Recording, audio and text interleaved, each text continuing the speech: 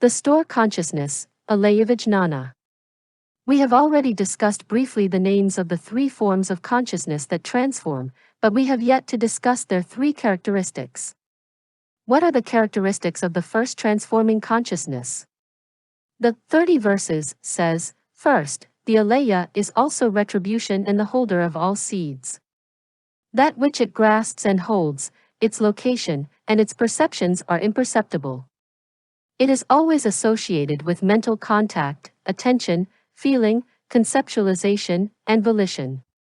In it the only feeling is one of indifference. It is undefiled and morally neutral. And the same is true of mental contact, etc. It always evolves like a flowing stream and is abandoned in the stage of arhatship. The first transforming consciousness is called Alaya by both the great and small vehicles, because, 1. This consciousness stores, 2.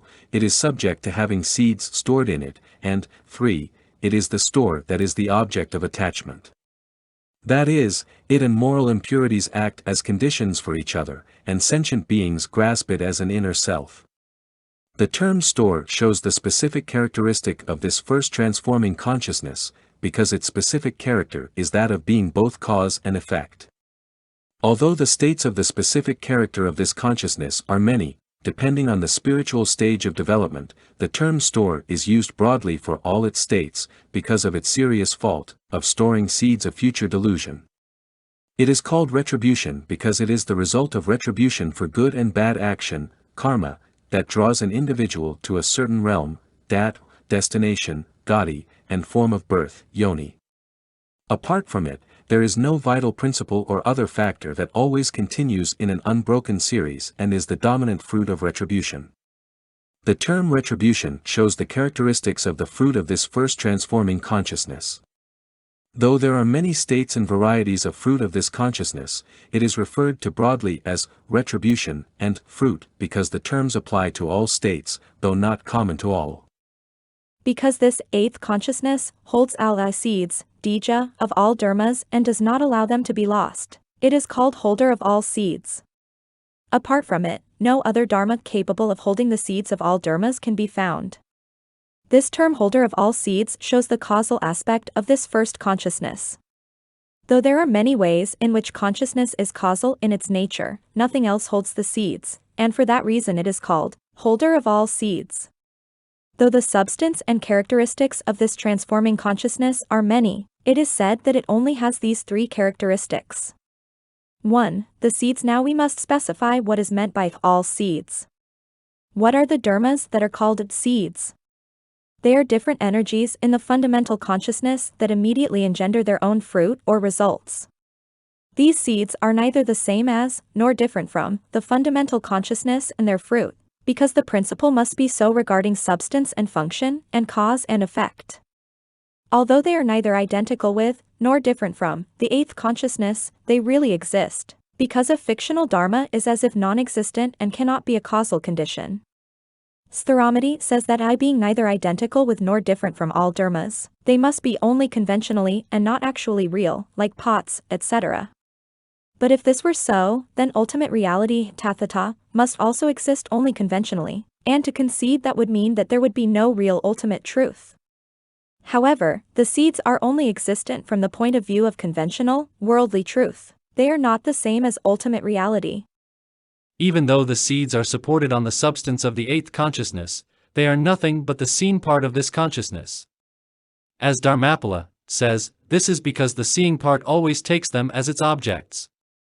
Because there is no distinction in substance between impure seeds and consciousness as retribution, the seeds are morally indeterminate, but their causes and results are good, bad, etc., and they are therefore said to be good, bad, etc. Since the pure seeds are not included in the nature of consciousness as retribution, and since their causes and results are categorized as good, then they are said to be only good. But if this is so, why does the Vinaskaya Samgraha, section of the Yogacarabhimi Sastra, say that all 22 faculties, indriya, have seeds of retribution and are all born of retribution?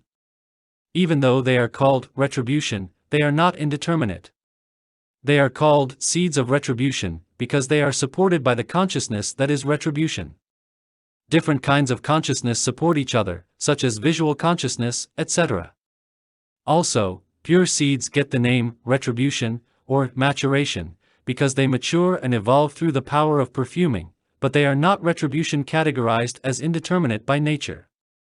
2. The origin of the seeds. There is an interpretation, by Chandrapala, of the origin of seeds to the effect that all seeds exist naturally and primordially and are not produced by perfuming.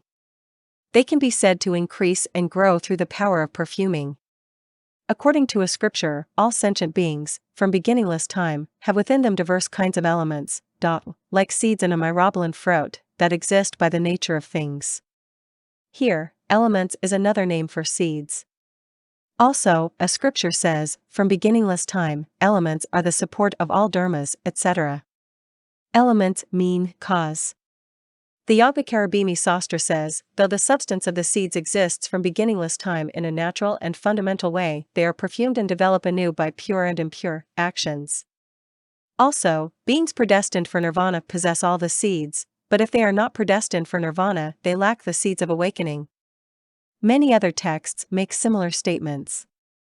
Also, it is said, in the Lankavatara Sutra, that sentient beings are naturally divided into 5 families, one of which cannot attain nirvana, which must mean that seeds must exist by the nature of things and do not result from perfuming.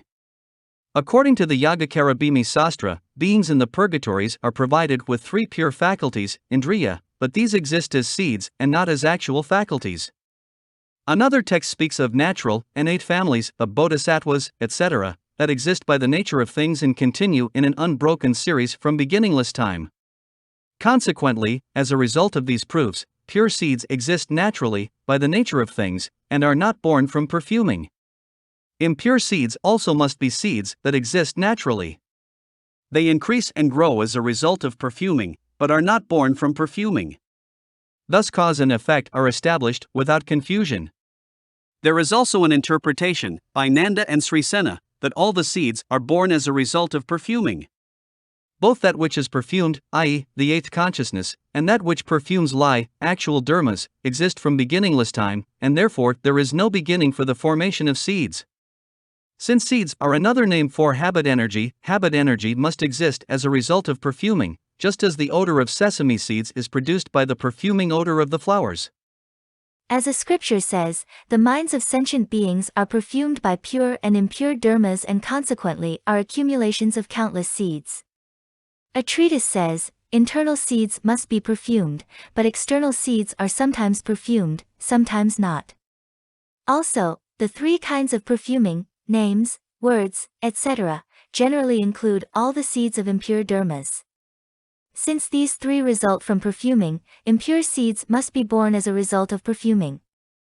The birth of pure seeds must also be the result of perfuming, because it is said, when the true Dharma, which flows from the pure realm of the Dharma, is heard, perfuming that results from hearing is produced. Also, it is the nature of seeds in the mind of one who has transcended the world. 3. Refutation. The distinction of families of sentient beings existing primordially does not result from either the existence or the non-existence of pure seeds.